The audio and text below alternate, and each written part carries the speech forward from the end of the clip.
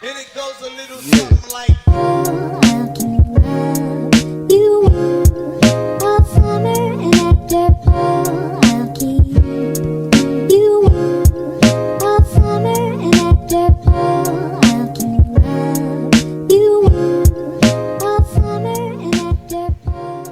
Hi everyone, Charmaine here, and in this video I'm going to show you how to make soft handmade paper.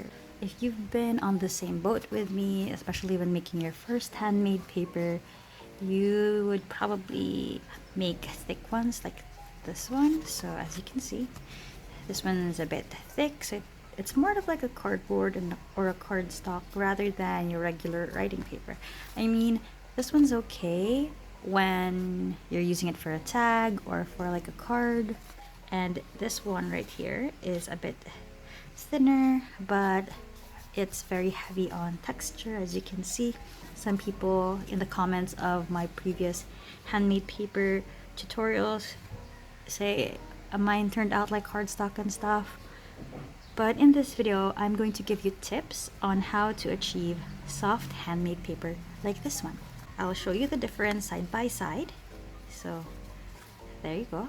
You can really tell that this one is super thin compared to this one. It takes conscious effort for you to achieve soft handmade paper like this one. So you see, you can tell that it's soft because I can actually flip it like so. Basically, I'm just gonna give you a couple of tips on making handmade paper and the things that you need to do so that you will achieve this type of smoothness in your handmade paper. Before we jump onto the video, do click subscribe, turn on notifications, and give this video a thumbs up.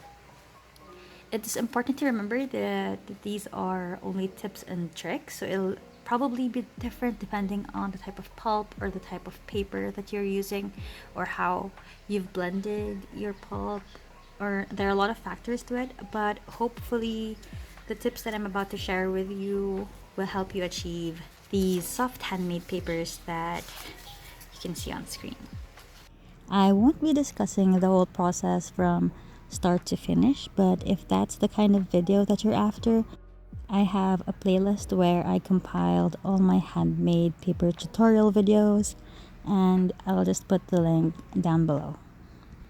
So to achieve that soft type of handmade paper, it begins with the pulp preparation. So my first tip is to use really fine pulp. And to do that, you will need a blender.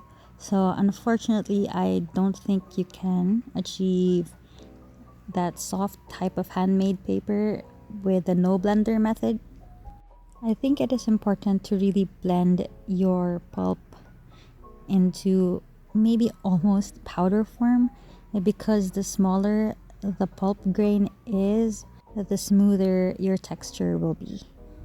So just when you think that the pulp is already at a state that it should be, it's not. So just let it run for a couple of rounds more, 2 extra rounds, until you get super fine pulp.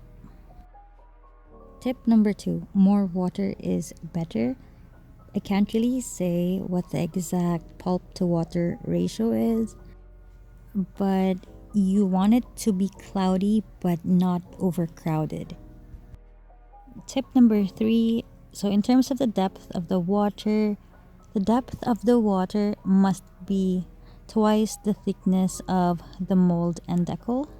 So basically it has to be deep and not shallow, so that you'll have more than enough room to move around when you scoop up the pulp using your mold and decal. Tip number 4, stir the water and the pulp often. So you want to do this so the pulp does not settle at the bottom. It remains suspended on the water. It is important to keep the pulp suspended on the water so that it gets evenly distributed. Tip number 5, scoop only on the surface. You don't have to go really low or go below the whole thing. So that's tip number 5. And tip number 6 is to move swiftly. So the motion of the water entering the decal controls the even distribution of the pulp throughout your paper. So you gotta move in quickly and pull up fast. Otherwise, if you move slower, you'll get that uneven distribution of the pulp. So you'll have like a thicker side and a thinner side. So yep, we don't want that. Tip number 7 is to do a shadow or a silhouette check. What I do is I put my finger behind the screen and I check if I can see the silhouette of my finger or sort of like a shadow behind the screen. This helps me determine if the paper will be thin. In my experience, if you can't see the silhouette, the paper turns out to be thick. It's also my way of checking if I have like a consistent thickness for the paper that I'm working on or the batch of sheets that I'm working on. And so far, this method has worked really well for me. Actually, friends, that's it. That's how I create soft handmade paper. So far, these are my learnings while working with handmade paper. So hopefully when you get around to trying these tips, I hope that you get the same result. So good luck. I wish you well on your handmade paper making ventures. Thank you so much for watching this video. I hope you picked up a learning or two.